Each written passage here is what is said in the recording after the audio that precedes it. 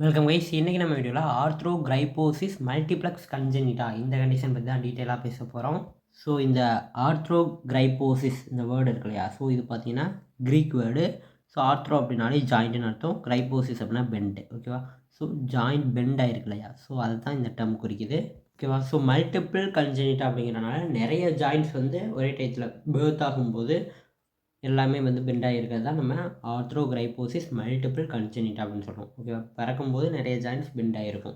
So இது maximum பார்த்தோம் அப்படின்னா கனடா, ஃபின்லாண்ட் இந்த மாதிரியான கண்ட்ரீஸில் அதிகமாக நடக்கும். இந்த சைடு வந்து கம்மி தான். ஓகேவா, ஸோ இதை வந்து ஹேல் அப்படிங்கிறவர் வந்து 3ஆக பிரிக்கிறாரு. ஹேல்ஸ் கிளாசிஃபிகேஷன் ஆர்த்ரோகிரைபோசிஸ் மல்டிப்ளெக்ஸ் கன்ஜெனிட்டாவை 3ஆக பிரிக்கிறாரு. ஃபஸ்ட்டு பார்த்தீங்க அப்படின்னா லிம்பு மட்டும் இன்வால்வ் ஆகும், லிம்பில் மட்டும் ஒரு 2-3 ஜாயின்ட்ஸ் வந்து பெண்ட் ஆகும் அப்படின்றது. அடுத்தது பார்த்தீங்கன்னா லிம்பு ப்ளஸ் அதர் பாடி ஏரியா. லிம்பு கூடவே வேறு ஒரு பாடி ஏரியா, ட்ரங்க்கில் ஏதோ ஒரு ஏரியா வந்து இன்வால்வ் ஆகுறது.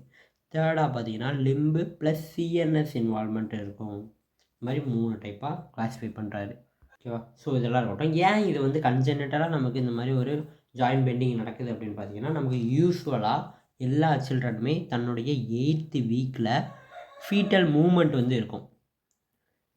8th வீக்கில் ஃபீட்டல் லைஃப்பில் ஒரு சின்ன சின்ன மூமெண்ட்ஸ் இருக்கும். அந்த மூமெண்ட்ஸுக்கு பேர் என்ன அப்படின்னு சொன்னோம்னா ஏ. ஸோ மூமெண்ட்ஸ் இருந்துச்சு அப்படின்னா அது கைனீசியா, மூமெண்ட் இல்லை அப்படிங்கிறனால அதை ஏ கைனீசியா அப்படின்னு சொல்லுவோம். ஸோ 8th வீக்கில் அந்த மூமெண்ட்ஸ்லாம் இல்லை அப்படின்னா நமக்கு ஆட்டோமேட்டிக்காக இந்த ஆர்த்ரோகிரைபோசிஸ் மல்டிப்ளெக்ஸ் கன்ஜெனிட்டா வரும். மூமெண்ட்ஸ் ஆப்சென்ட் ஆகிடுறது. ஸோ ஃபீட்டல் மூமெண்ட் கிட்டத்தட்ட 3 வீக்ஸ் வரைக்கும் இல்லை அப்படின்னாலே ஆட்டோமேட்டிக்காக எல்லா நார்மல் ஸ்ட்ரெச்சிங்கும் ஆப்சென்ட் ஆகிடும். ஸோ மசில் வந்து ஸ்ட்ரெச்சிங்லாம் ஆப்சென்ட் ஆகுது அப்படின்னா ஆட்டோமேட்டிக்காக இட்ஸ் அஃபெக்ட் தி ஜாயிண்ட்.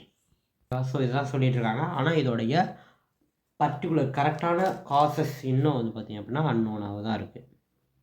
ஏன் வந்து அந்த சைல்டு மூவ்மெண்ட் ஆகலை அப்படிங்கிற ரீசன் வந்து இன்னும் அன்னோனாக தான் இருக்குது. ஓகேவா, இருந்தாலும் ஒரு சில ஃபேக்டர்ஸ் வந்து இதை காஸ் பண்ணலாம் அப்படிங்கிற மாதிரி ஒரு சிலது சொல்கிறாங்க. ஓகேவா, இன்ட்ரென்சிக். ஓகேவா, அந்த குழந்தைக்குள்ள பிரச்சனைகள். அடுத்ததாக எக்ஸ்ட்ரென்சிக், வெளியிலேருந்து என்விரான்மெண்ட்டிலேருந்து பிரச்சனை வருது. இன்ட்ரென்சிக்கில் பார்த்தோம் அப்படின்னா அந்த குழந்தைக்கு ப்ளீடிங் காம்ப்ரமைஸ் ஆகுது. இன்ட்ராயூட்ரைன் லைஃப்பில் ப்ளீடிங் காம்ப்ரமைஸ், அதாவது ப்ளீடிங் நடக்குது உள்ள குழந்தைக்கு. அந்த மாதிரி இருக்கும்போது அவங்களுக்கு வந்து ஜாயிண்ட்லாம் நார்மலாக டெவலப் ஆகாது, மூமெண்ட்ஸ்லாம் பாசிபிள் கிடையாது.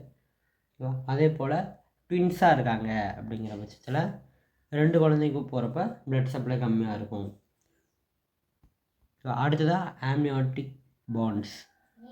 இப்போ ஆம்னியாட்டிக் ஃப்ளூயிட் வந்து ரொம்ப ஸ்ட்ராங்காக இந்த குழந்தைய வந்து மூவ்மெண்ட் பண்ணாமல் வச்சுருக்கு அப்படிங்கிறப்ப அவங்களுக்கும் இந்த மாதிரியான கண்டிஷன்ஸ்லாம் வரும். இது மட்டும் இல்லாமல் மெட்டர்னல் கன்சிடரேஷன், அவங்க அம்மாவுக்கு ஏதாவது பிரச்சனை இருக்குது, எக்ஸாம்பிளுக்கு multiple sclerosis, diabetes mellitus, myasthenia gravis. ஓகேவா, அதே போல் அவங்களுக்கு வேறு ஏதாவது இன்ஃபெக்ஷன் இருக்குது அப்படின்னாலோ, அல்லது அவங்க ஏதாவது ட்ரக்கு யூஸ் பண்ணுறாங்க, அல்லது அவங்களோட டெம்பரேச்சர் அதிகமாக இருக்குது, ஹைப்பர்தெர்மியா, அந்த மதருக்கு ஹைப்பர்தெர்மியா இருக்குது, அல்லது அவங்களுக்கு மசிலில் பிரச்சனை, மயோட்டோனிக் டிஸ்ட்ரோஃபி, இந்த மாதிரி பிரச்சனை இருக்குது அப்படின்னா அந்த குழந்தைக்கும் மசிலில் பிரச்சனை வந்து அந்த குழந்தையும் மூவ்மெண்ட் பண்ணாது. ஓகேவா, ஸோ இதனால் கூட அவங்களுக்கு இந்த மாதிரி நிறைய ஜாயின்ட்ஸில் வந்து பார்த்திங்கன்னா பெண்டிங் நடக்கலாம். ஓகேவா, ஸோ அப்படி இல்லாட்டி அந்த குழந்தைக்கு உருவாயிருக்குள்ளையா பிரெயின், ஸோ அந்த செரிப்ரமில் வந்து பிரச்சனை, அந்த குழந்தையோட செரிப்ரமில் பிரச்சனை. அதே போல் அந்த குழந்தைக்கு உருவான ஆன்டீரியர் ஹார்ன் செல், ஸ்பைனல் கார்டில் இருக்கக்கூடிய ஆன்டீரியர் ஹார்ன் செல்ஸ் எல்லாம் நல்லா டெவலப் ஆகலை அப்படிங்கிறப்பையும் அவங்களுக்கு வரும். அதே போல் central nervous system, peripheral nervous சிஸ்டத்தில் அப்நார்மலிட்டிஸ் இருந்தாலும் அவங்களுக்கு இந்த மாதிரி மூமெண்ட் பிரச்சனை வந்து அவங்களுக்கு ஜாயிண்ட் வந்து பெண்ட் ஆகும்.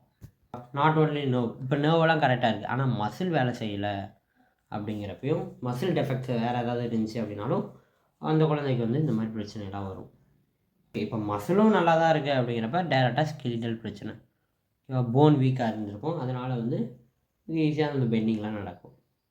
ஸோ இது எல்லாமே இன்ட்ரென்சிக் ஃபேக்டர்ஸ். அடுத்ததாக எக்ஸ்ட்ரின்சிக் ஃபேக்டர்ஸ். ஓகேவா, நம்ம மூமெண்ட்ஸ் அந்த அம்மாவுக்கு வந்து வெளியேருந்து ஏதோ பண்ணுறாங்க, அதனால் பார்த்திங்கன்னா இன்ட்ராயூட்ரைன் பேபிக்கு போக வேண்டிய ப்ளட் சப்ளைலாம் அப்ஸ்ட்ரக்ட் ஆகுது. ஓகேவா, ஸோ வெளியேருந்து ஏதோ ஒன்று அப்ஸ்ட்ரக்ட் பண்ணோம் அப்படின்னா அது வந்து எக்ஸ்ட்ரின்சிக் ஃபேக்டர். அதே போல் ஃபீட்டல் க்ரௌடிங், நம்ம நிறையா ஒரே யூட்ரஸில் பார்த்திங்கன்னா நிறைய பேபிஸ் ஃபார்ம் ஆகுறது. ஓகேவா, ஸோ ஃபீட்டல் க்ரௌடிங் இருக்கிறப்ப பார்த்திங்கன்னா மல்டிபிள் பர்த் வரும். ஸோ அந்த மாதிரி டயத்தில் இந்த மாதிரி பிரச்சனைகள் வந்து வரும். இப்போ அடுத்ததாக வெளியே இருந்து ட்ராமா, வெளியே இருந்து பயங்கரமாக இன்ஜுரி ஆகுது அப்படிங்கிறப்ப உள்ளே இருக்கக்கூடிய பேபிஸ்க்கும் இன்ஜுரி ஆகும், மசில் இன்ஜுரிலாம் நடக்கும். ஓகேவா? இந்த மாதிரி ரீசன்னால் வருது. இது இல்லாமல் ஜெனட்டிக்னாலையும் வருது அப்படிங்கிறாங்க. ஓகேவா? So single gene mutation, chromosomal disorder மாதிரி மியூட்டேஷன் அண்டு குரோமோசோமில் பிரச்சனை இருக்கனாலையும் ஒரு சில பேபிஸ் வந்து ஆர்த்ரோகிரைபோசிஸ் மூலமாக பிறக்கிறாங்க. ஆர்த்ரோகிரைபோசிஸோடு பிறந்தாங்க அப்படின்னா இதில் வந்து நிறைய சிம்டம்ஸை சேர்த்து வரும். இந்த மியூட்டேஷன் மூலமாக வந்துச்சு அப்படின்னா இந்த டிசீஸ் மட்டும் இல்லை, இன்னும் ஒரு சில டிசீஸையும் கூட்டிகிட்டு வரும். ஓகேவா? Syndrome, it is a genetic syndrome அப்படிங்கிறோம். ஓகே, இப்போ இந்த ஒன்ஸ் வந்து உங்களுக்கு ஆர்த்ரோகிரைபோசிஸ் வருது அப்படின்னா உங்களுக்கு எந்தெந்த மாதிரியான கிளினிக்கல் ஃபீச்சர்ஸ் இருக்கும் அப்படின்னு பார்ப்போம். ஃபஸ்ட்டு பார்த்திங்க அப்படின்னா ஏமயோபிளாசியா. ஏமயோபிளாசியா அப்படின்னா அப்படின்னா ஆப்ஷன்ஸ், மயோ அப்படின்னா மசில், பிளாசியானா டெவலப்மெண்ட். ஓகேவா? நார்மல் மசில் டெவலப் ஆகலை அப்படின்னு அர்த்தம் ஏமயோபிளாசியானா. ஸோ இப்போ பார்த்திங்க அப்படின்னா உங்களுக்கு சிஎன்எஸ் வந்து நார்மலாக இருந்தாலும் இந்த ஏமயோபிளாசியா இருந்துச்சு அப்படின்னா அவங்களுக்கு ஆர்த்ரோகிரைபோசிஸ் வரும். ஓகேவா? ஸோ இது பார்த்திங்கன்னா சிமெட்ரிக்கலாக ப்ராப்ளம் வரும். ஓகேவா? ரைட் ஹேண்டு, ரைட் லெக்கு, அந்த லிம்பில் இருக்கக்கூடிய ஜாயின்ட்ஸ் எல்லாமே பார்த்திங்கன்னா அட் டயத்தில் பெண்ட் ஆகும். ஓகேவா? அங்கே ஜாயின்ட்ஸில் வந்து பிரச்சனை இருக்கும். ஓகேவா? ஒரு சில பேபிஸ்க்கு பார்த்தோம் அப்படின்னா நிறைய ஜாயின்ட்ஸ் வந்து ஹிப் ஜாயிண்ட்டே வந்து பெண்ட் ஆகிருக்கும். ஓகேவா? கை வந்து இப்படியே இருக்கும். இந்த மாதிரி நிறைய பெண்டிங் வந்து இருக்கும். ஸோ அது ஒவ்வொன்றையும் பார்த்தோம் அப்படின்னா நம்ம பிக்சர் வச்சு பார்க்கணும். அப்போ தான் அந்த பேபிஸ்க்கு வந்து எந்தெந்த மாதிரிலாம் இருக்காங்க அப்படிங்கிறத தெரிஞ்சுக்க முடியும். ஸோ அந்த பிக்சர்ஸ்லாம் கலெக்ட் பண்ணிவிட்டு அந்த பிக்சர்ஸை நான் ஷோ பண்ணி உங்களுக்கு ஒவ்வொரு கண்டிஷனையும் சொல்கிறேன். ஓகேவா? ஸோ இந்த மாதிரி அவங்களுக்கு டெல்டாய்டு ப்ராப்ளம் ஆயிருந்துச்சு அப்படின்னா அவங்களை அட்டாக் பண்ணி இன்டர்னலி ரொட்டேட் பண்ணி அந்த பேபி வந்து பிறக்கும். ஓகேவா? அந்த கையை வந்து மூவ் பண்ண முடியாது, ஜாயிண்ட் அப்படியே பெண்ட் ஆன மீனிக்கு இருக்கும். ஸோ அதெல்லாம் நம்ம பேபிஸை காட்டி நம்ம சொன்னோம் அப்படின்னா உங்களுக்கு ஈஸியாக புரியும். ஓகேவா? ஓகே, தேங்க்ஸ் ஃபார் வாட்சிங். டாட்டா.